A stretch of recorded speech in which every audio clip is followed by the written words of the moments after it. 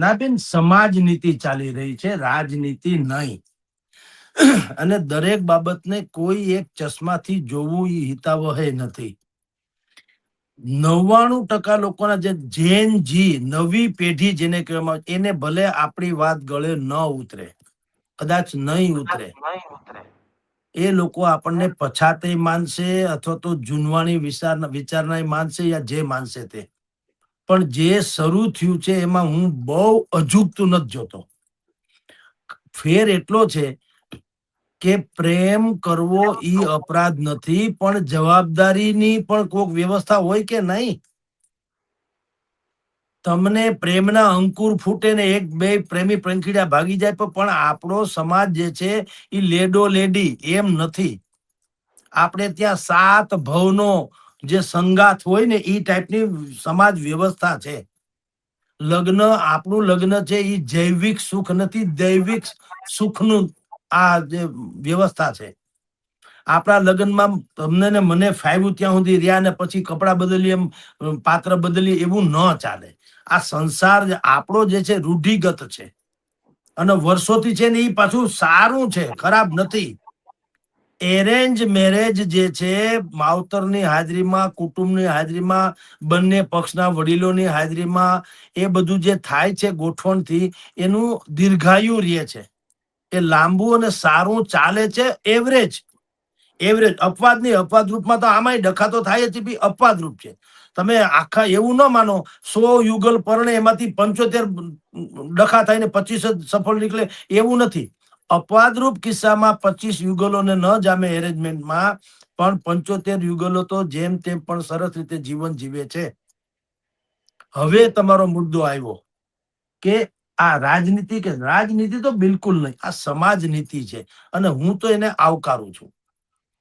ભલે સમાજને જેમ લાગતું એમ લાગે કે ભાઈ આ તો પ્રેમ, જે તો ગમે માણસ ગમે એને પ્રેમ કરે, એમાં માવતરને લા ભાઈ, માવતર એટલે કઈ ચોકીદાર થોડી છે, અને દીકરી એટલે કઈ ટેબલ ખુરશી છે.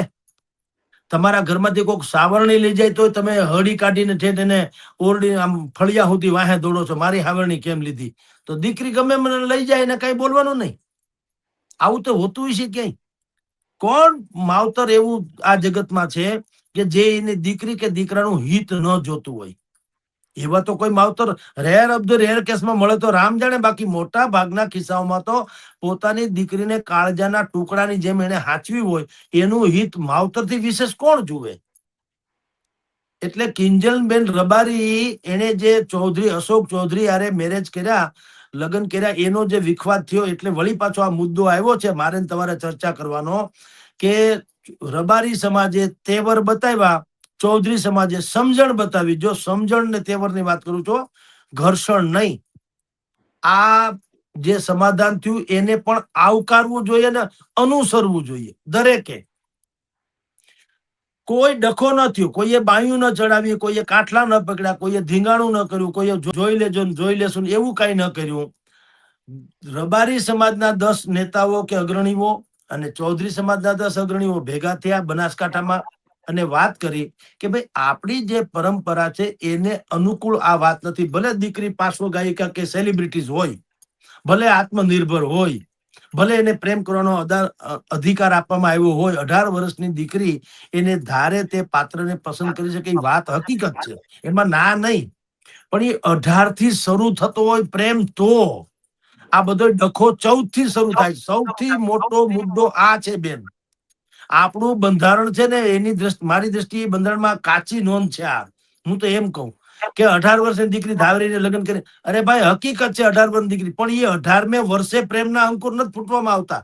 એ 14 વર્ષની હોય ને 15 વર્ષની હોય ત્યારથી નાંગળું નાખવામાં આવે અમુક લોકો તરફથી. 14-15 વર્ષની વય છે એ પરિપક્વ વય નથી, જેને સગીર કાનૂની ભાષામાં સગીર કહે છે. હવે 14-15 વર્ષની દીકરીને શું ખબર પડે તડકા છાયાની? એટલે અત્યારે તો પાછો આ AI નો જમાનો છે, આર્ટિફિશિયલ ઇન્ટેલિજન્ટ નો. હું અત્યારે અહીં બેઠો, મારી બેકગ્રાઉન્ડમાં તમને જો પીળા કલરની કે ઓફ વ્હાઇટ કલરની દિવાલ દેખાય છે, પણ હું AI ને કહું તો પાછળ હું રિલાયન્સ ઇન્ડસ્ટ્રીઝ નો ચેરમેન હોઉં એવું બેકગ્રાઉન્ડ આવી જાય. બોલો, અને મારી સામે 3 પટાવાળા ઉભા રહીએ કે મને સલામ મારતા હોય એવા કે બધું આવે ને મોટું ટેબલ હોય ને હું સહી કરતો રિવોલ્વિંગ ચેરમાં બેહીને આવું બધું એઆઈ થી થઈ શકે. તો 14-15 વર્ષની દીકરી 16 વર્ષની દીકરીને આવી રીતે તમે ભોળવીને તમે એને કહેવાતા પ્રેમમાં પાડો. 1-2 વર્ષ એને ખબર છે 18 વર્ષ પહેલા તો લગ્ન થાય એમ નથી, એટલે 2 વર્ષ છુપા છુપી રહીએ. એ લવ મેરેજમાં તમે દીકરો એને જે ફસાવે યુવક એ એને મનાવે, માની લે કે આ બહુ મોટો માણસ છે ને આમને તેમને, પછી 1-2 વખત 5-50 વખત ભેગા થયા હોય, ભેગા રહ્યા હોય, હર્યા ફેર્યા હોય, થોડોક મન મેળે થયો હોય, એટલે રબારી સમાજને ચૌધરી સમાજે જે સમાધાન કર્યું અશોક ચૌધરી અને બેન કિંજલબેન રબારીનું, એ રીતે જો સમાધાન થાય તો એ પ્રેમથી ભેગા થયા હતા ને પ્રેમથી નોખા પડ્યા. એમાં ડખો ક્યાં છે? પ્રેમનો વિરોધી કોઈ સમાજ હોતો નથી બેન. જો પ્રેમનો વિરોધી હોત તો લેલા મજનુ, એક દૂજે કે લીએ, હીર રાંઝા જેવી ફિલ્મ હિટ ન જાત અને રાધા કૃષ્ણના ક્યાંય મંદિર ન હોત. આપણે કોઈ પ્રેમના વિરોધી સંસારમાં હોય, પ્રેમ થકી તો સંસાર છે. તમે સમજો, મળદા પ્રેમ નથી કરી શકતા એટલે એને મહાણમાં રાખવામાં આવે. મકાનમાં અમે તમે મકાનમાં છીએ શું કામ? એકબીજાને ચાહીએ છીએ, લાગણી છે, પ્રેમ છે, સમજણ છે, બુદ્ધિ છે, વિવેક છે, બધું છે એટલે તો માણસ છે. માણસમાં મળદામાં ફેર હું? મહાણમાં પણ પંખા હોય છે, ટ્યુબલાઇટ હોય છે, બારી બારણા હોય, મહાણમાં બધું હોય, પણ મકાનમાં ને મહાણમાં ફેર શું કામ લાગે? અહીંયા જીવતા છે, ત્યાં મળદા છે. તો પ્રેમ વગરનો સંસાર તો મળદા જેવો છે. એટલે સંસારમાં કોઈ માવતર પ્રેમ એમ કે એની દીકરી કોઈને પ્રેમ ન કરવી જોઈએ એમ નથી કેતા, પણ તમારી કોઈ જવાબદારી ખરી કે નહીં? તમે કપડા બદલો એમ તમને મોજ આવે ત્યાં સુધી પ્રેમ કરો પછી પલટાવી નાખો, એમ ચાલતું છે? તો આ તો દીકરી છે, આ કઈ ચીજ વસ્તુ થોડી છે. એટલે ડખો છે. માવતર જે ચિંતા કરે છે એ શું કરે છે? જે પાટીદાર સમાજે સરકારને કીધું અને હર્ષ સંઘવીજીએ અત્યારે વિધાનસભામાં પ્રસ્તાવ મૂક્યો ઈ છે. એ શું છે કે તમને પ્રેમ કરવાનો અધિકાર છે, કોઈ વાંધો નથી, ચાલો તમ તારે લગ્ન કરો, તમને ફાવે નહીં યારે, પણ શ્યોરિટી આપો કે આ દીકરીને અમે એક તો હેરાન નહીં કરીએ, નંબર 2 અમે અમારી જાત, વર્ગ, કોમ કે પેટા કોમનું જે અસલિયત હશે છુપાવશું નહીં. નંબર 3 જે યુવક લગ્ન કરે છે પ્રેમમાં, એ યુવક કે છે કે મારી પોતાની માલિકીની આટલી સંપત્તિ છે, ભાઈઓ ભાગની ને કુટુંબ આખાની નહીં હો, પોતાની માલિકીની આટલી સંપત્તિ છે, એમાંથી 50% સંપત્તિ અત્યારે હું જે તે યુવતીના નામે કરી દઉં, એટલે ઉપાધિ નહીં. પછી ચોથું, મને કોઈ જીવલેણ દર્દ નથી, આ ડોક્ટરી સર્ટિફિકેટ, આઈ એમ ફિટ, હું બધી રીતે નાદુરસ્ત નથી, હું તંદુરસ્ત છું, ઈ પણ એમાં મેન્શન કરવાનું. અને જે દીકરીનો આધાર કાર્ડ જ્યાંથી નીકળ્યું હોય ત્યાં જ એના મેરેજ, ઈ જ પંથકમાં એના જ્યાં જ એના મેરેજ રજીસ્ટ્રેશન થાય, એવી પણ એક જોગવાઈ છે. અને 5મી જોગવાઈ છે કે માવતરને 1 મહિનાની મહેતલ વાંધો લેવાની. કોઈ પ્રેમમાં દીકરી કોઈની સાથે મેરેજ કરવાનું કે અને સર્ટિફિકેટ બતાવે કે અમે મેરેજ કરી લીધા, તો માવતર 1 મહિના સુધીની મહેતલ, એને વાંધો હોય તો 1 મહિના સુધી વાંધો એને ઉઠાવવાનો અને એનું જસ્ટિફિકેશન ન થાય ત્યાં સુધી માવતરના અધિકારમાં દીકરી રહે. આ બધી ગોઠવણ જે છે એ એટલા માટે છે કે આપણે ભારતમાં રહીએ છીએ. ભારતમાં અમુક સંસ્કૃતિ ને અમુક પરંપરા છે, એને ઉવેખી ન શકાય. તમારી ઉંમર થઈ ગઈ એટલે તમારી લાયકાત ન વધી જાય. આપણે દીકરી જોવા કોઈ આવે છે, દીકરા દીકરીને એકબીજાને જોવા આવે તો દીકરાને પૂછવામાં આવે, દીકરીના ઘરવાળા પૂછે કે આ દીકરામાં શું લાયકાત છે, તો એમ કહેવાય કે ઉંમર લાયક છે. એ કોઈ લાયકાત છે? લાયકાત એટલે એનામાં ગુણ કેટલા છે, પૈસા ક્યાં નોકરી ધંધો કરે છે, એનામાં સંસ્કાર નામની કોઈ ચીજ છે કે નહીં, વિવેક નામની કોઈ ચીજ છે કે નહીં, એ ભવિષ્યમાં કંઈક ગમે એવો દુઃખ કે આપદા આવે તો પણ લડી શકે એમ છે કે નહીં, ખાનદાની છે કે નહીં, આ બધું પૂછવામાં આવે ને એને લાયકાત કહેવાય.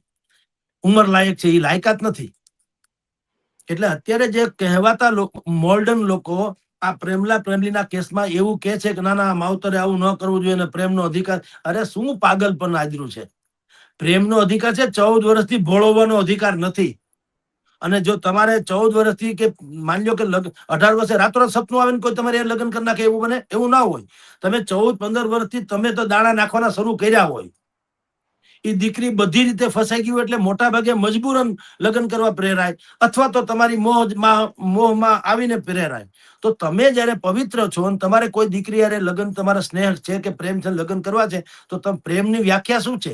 સમર્પણ છે, કુરબાની છે, કન્વિન્સિંગ છે. તમે કન્વિન્સિંગ તમારા જે પાત્ર હોય દીકરીનું એના માવતરને કન્વિન્સ કરાવડાવો કે ભાઈ મારી ને તમારી ખાલી જાત જ એક, કોમ જ એક નથી, કોમમાં અલગ, જ્ઞાતિ અલગ છે. બાકી તમે જે તમારી દીકરી માટે યુવકની પસંદગી કરવા ધારો છો, એના જે પેરામીટર્સ છે, એના જે ગુણ તમારા મગજમાં છે, એ બધા ગુણ મારામાં છે. આ લખી લ્યો, તમે જોઈ લ્યો, તમે તપાસ કરી લ્યો. કઈ ખામી હોય તો કયો. એવું કા નથી કરતા કોઈ કાળા ધોળું? કારણ કે હોય કાંઈક ને બતાવ્યું હોય કાંઈક. ઈ ડખો છે. એટલે રબારી સમાજ અને ચૌધરી સમાજમાં મોટો, કારણ કે બીજા બધા સમાજની જેમ આ રબારી સમાજ છે ચલાવી ન લે, ધીંગાણા થાય. કોઈ માને કે ન માને, એને તમે ખાપ પંચાયત કયો કે ડખો કયો કે જે કયો તે, પણ થાય તો છે. કારણ કે ઈ રબારી સમાજ વિશે મેં સાંભળ્યું, એની બકરી ખોવાઈ ગઈ હોય તો 5 દી સુધી નથી ખાતા. બકરીને મળ્યા પછી જ ખાય, ત્યાં સુધી એની ભૂખ હરામ થઈ જાય, અન્ન હરામ થઈ જાય. એવી તો લાગણી બકરી ઉપર છે. આ તો દીકરીની વાત હતી.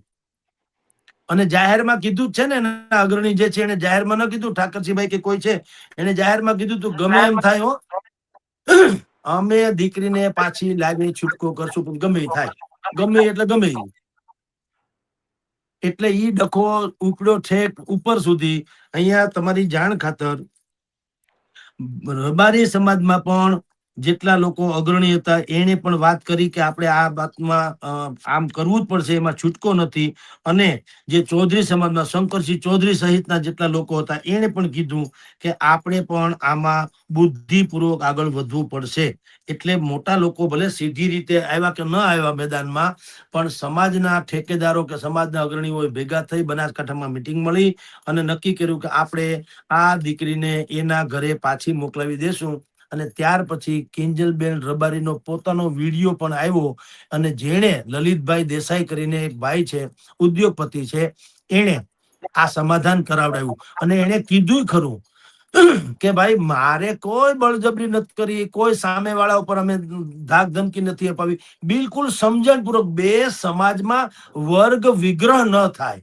એટલે લલિતભાઈ દેસાઈ ઉદ્યોગપતિ છે, સુખી સંપન્ન માણસ છે, એ પછાત નથી, મોર્ડન છે. એ તો એના દીકરા દીકરીઓ ફ્લાઇટમાં જાય ફ્લાઇટમાં આવે એવું છે. એટલે એવું નથી કે ખાપ પંચાયત આપણે એને ગામડિયા ધારી લઈએ, પછાત ધારી લઈએ, એવું નથી. બિલકુલ બુદ્ધિપૂર્વકની વ્યવસ્થા. ઉદ્યોગપતિ છે, બધી રીતે શિક્ષિત છે ને ફોરવર્ડ છે. એણે એમ નક્કી કર્યું કે ભાઈ કેટલીક બાબતો એવી છે જેને આપણે ફોલો કરવી જ પડે. તમે ગમે એવા સુધરી જાવ તો શું, કઈ બૂટ પહેરીને ભગવાનના મંદિરમાં જવાય નહીં, ગર્ભગૃહમાં. તમે ગમે એમ હોત હોય, વડાપ્રધાન હોત હોય, બૂટ તમારે કાઢી જ નાખવા પડે ને.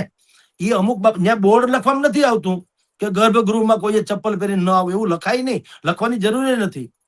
તમારે આપણે મમ્મીની ઓળખાણ કરે તો એમ નથી કે આપણે એમ કહીએ આ મારા ડેડી છે, પછી બાજુમાં ઉભા કોણ છે એમ કહીએ છીએ the wife of my daddy એમ કહીએ છીએ. આપણે શું કે આ મારા મમ્મી છે, મારા મા છે, મારા બાપુજીની પત્ની છે, એમ નથી કહેતા. કારણ કે અમુક વસ્તુ લોકાચાર છે, આ લોકાચાર છે. એમ લલિતભાઈ દેસાઈ નામના ઉદ્યોગપતિએ અગ્રણી ભૂમિકામાં ભજવી, બીજા બધા લોકોને કન્વિન્સ કરાવડાવ્યા કે ભાઈ ચૌધરી સમાજને કે ભાઈ આમાં ખોટે ખોટો વર્ગ વિગ્રહ થાય. ઠીક છે, નાદાનિયતમાં દીકરીએ ભૂલ કરી લીધી, પ્રેમ નામ આપ્યું પ્રેમનું, પણ આ પાછી સેલિબ્રિટીઝ છે. જો એને અમે કઈ નહીં કરીએ તો સમાજના બીજા નાના લોકોને અમે કહેવા જશું તો એમ કે છે તમે કિંજલબેન રબારીનું કેમ કઈ ન કર્યું. એટલે વાળો આ કેસ વધારે જાડો થઈ ગયો. અને કિંજલબેનને પણ સમજાવ્યું કે આપણા સમાજમાં પણ લાખો યુવાનો છે, તો અશોક ચૌધરીમાં જે સદગુણ તમને જોવા મળ્યા એ આપણો સમાજ કઈ નગુણો નથી. આપણા સમાજમાં તમે કહો એક ના આટીમાં રહેવા છોકરા છે. તમે થોડુંક મનમેળ કરો, કારણ કે આમાં મોટો વર્ગ વિગ્રહ સર્જાય એમ છે. એટલે બિલકુલ સારો નિર્ણય લલિતભાઈ દેસાઈ વગેરે એ કર્યો. અને અત્યારે બે સમાજ જે છે શાંતિથી એક આખું પ્રકરણ ઉપર એને પૂર્ણ વિરામ મુકાઈ ગયું.